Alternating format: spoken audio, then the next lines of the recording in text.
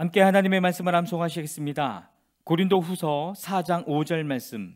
우리는 우리를 전파하는 것이 아니라 오직 그리스도 예수의 주 되신 것과 또 예수를 위하여 우리가 너희의 종된 것을 전파함이라. 고린도후서 4장 5절 말씀. 아멘. 고린도후서 4장 5절 말씀.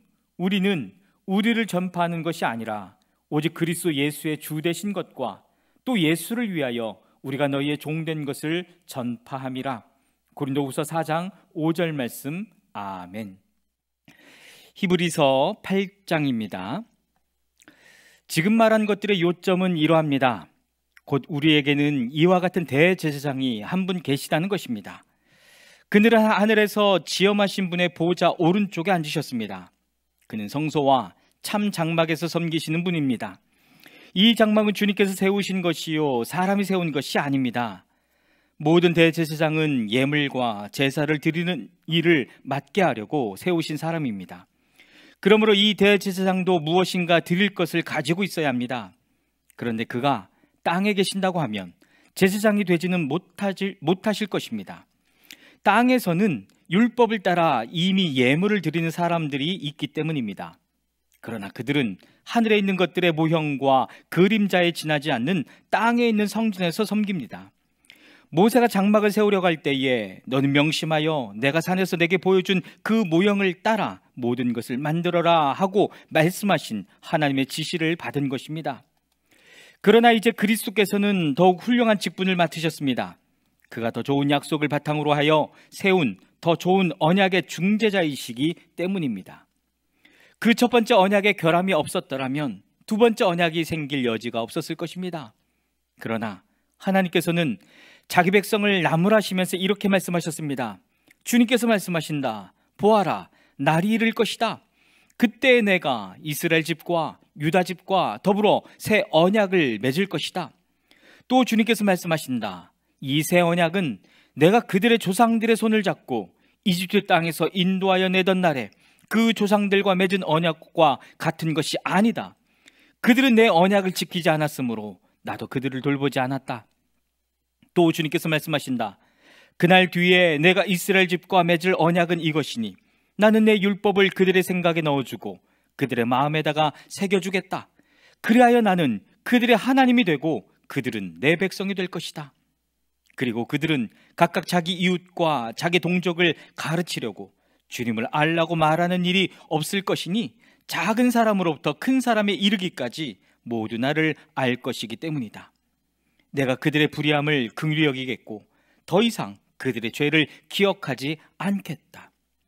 하나님께서 새 언약이라고 말씀하심으로써 첫 번째 언약을 낡은 것으로 만드셨습니다.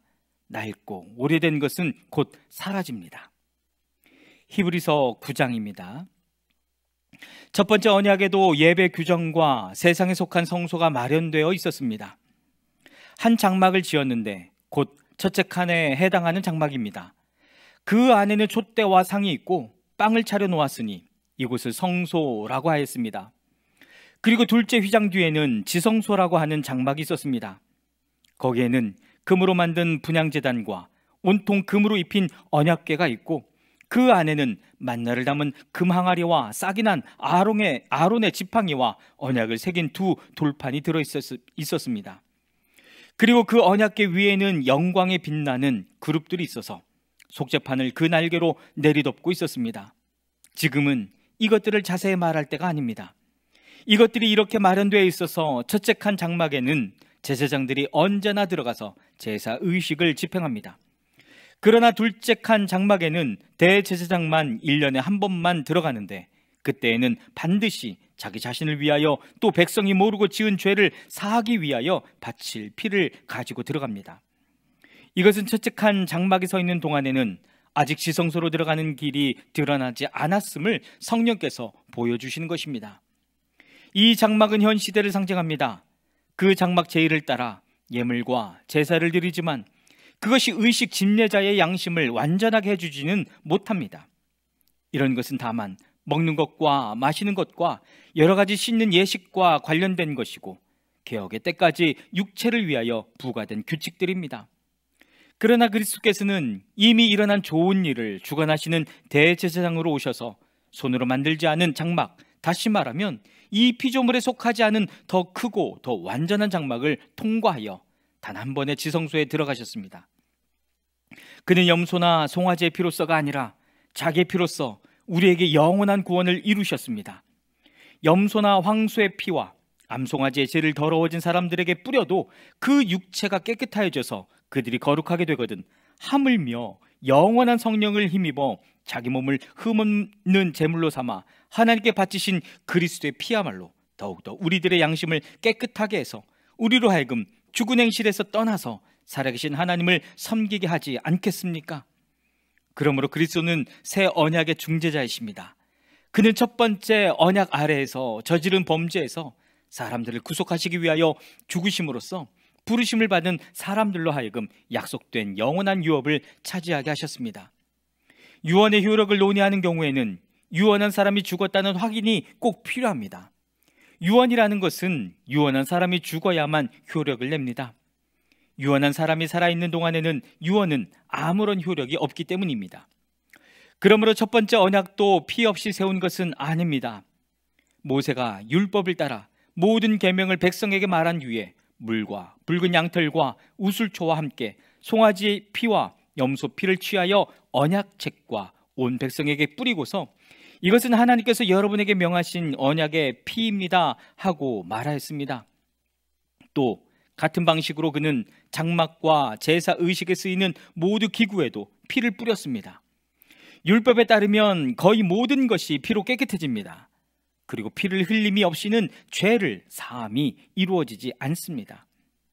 그러므로 하늘에 있는 것들의 모형물은 이런 여러 의식으로 깨끗해져야 할 필요가 있지만 하늘에 있는 것들은 이보다 나은 희생제물로 깨끗해져야 합니다.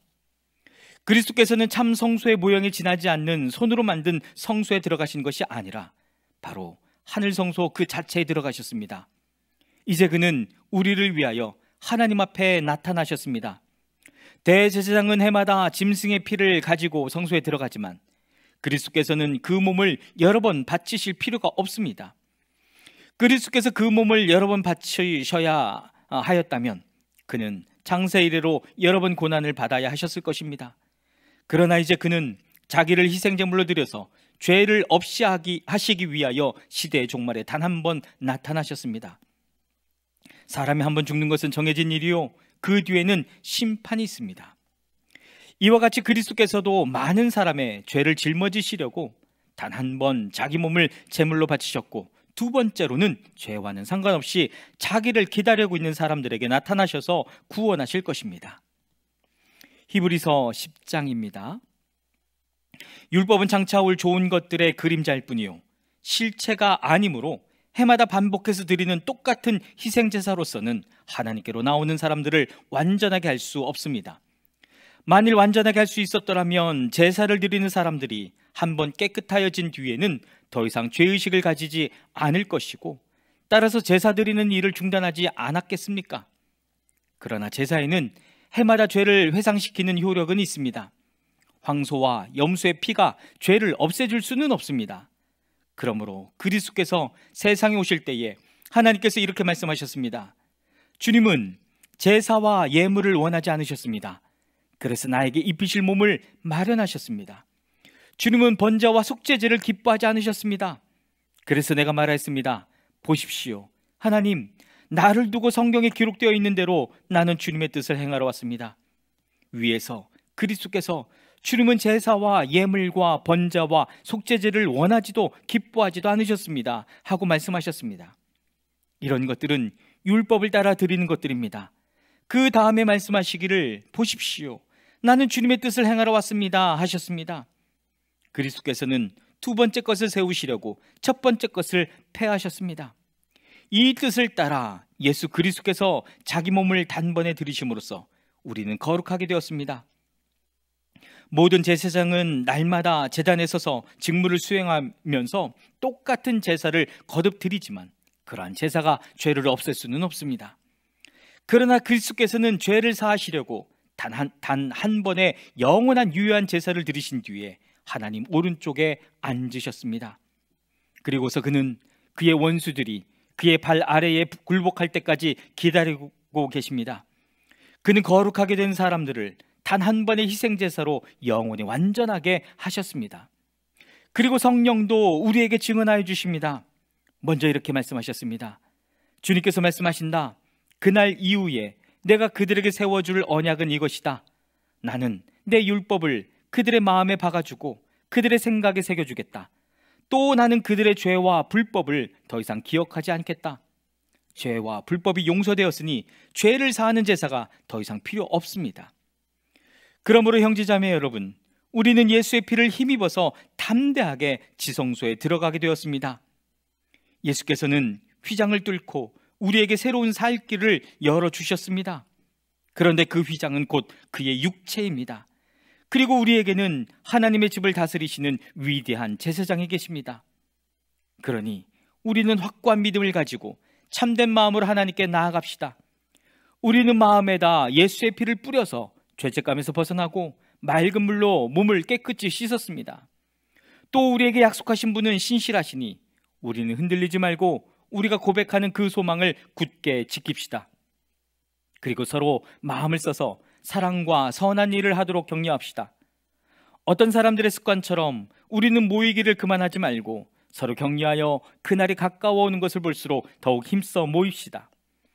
우리가 진리에 대한 지식을 얻은 뒤에도 짐짓 죄를 짓고 있으면 속죄의 제사가 더 이상 남아있지 않습니다. 남아있다고 예상할 수 있는 것은 무서운 심판과 반역자들을 삼킬 맹렬한 불뿐입니다. 모세 율법을 어긴 사람도 두세 증인의 증언이 있으면 가차없이 사형을 받는데 하나님의 아들을 짓밟고 자기를 거룩하게 해준 언약의 피를 대수롭지 않게 여기고 은혜의 성령을 모욕한 사람은 얼마나 더 무서운 벌을 받아야 하겠는가를 생각해 보십시오. 원수를 갚는 것은 내가 할 일이니 내가 갚아주겠다 하고 말씀하시고, 또 주님께서 그의 백성을 심판하실 것이다 하신 분을 우리는 알고 있습니다. 살아계신 하나님의 징벌하시는 손에 떨어지는 것은 무서운 일입니다. 여러분은 빛을 받은 뒤에 고난의 싸움을 많이 견디어낸 그 처음 시절을 되새기십시오. 여러분은 때로는 모욕과 환난을 당하여 구경거리가 되기도 하고 그런 처지에 놓인 사람들의 친구가 되기도 하였습니다.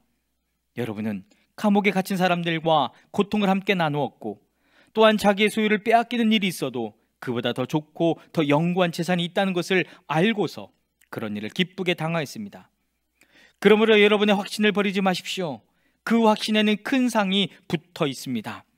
여러분이 하나님의 뜻을 행하고서 그 약속해 주신 것을 받으려면 인내가 필요합니다. 이제 아주 조금만 있으면 오실 분이 오실 것이요 지체하지 않으실 것입니다. 나의 의인은 믿음으로 살 것이다. 그가 뒤로 물러서면 내 마음이 그를 기뻐하지 않을 것이다. 우리는 뒤로 물러나서 멸망할 사람들이 아니라 믿음을 가져 생명을 얻을 사람들입니다.